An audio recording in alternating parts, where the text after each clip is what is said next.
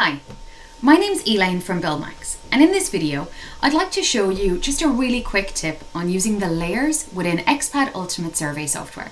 It's really simple, so let's get started. So the first thing we want to do is be in our home screen or our job screen, and then we want to tap on CAD.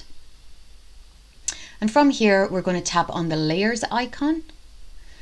And now we'll see a full list of our layers. So the black light bulb means that the layer is turned on. From here, tap edit, and then we'll see a full kind of wide screen of those layers.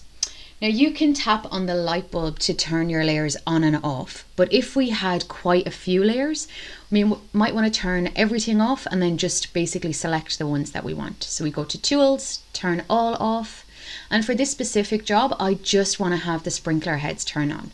So I'm going to tap on the icon and then turn that on, and then tap the back arrow, and now you'll see on screen all I actually have is the sprinkler heads. Thanks for watching.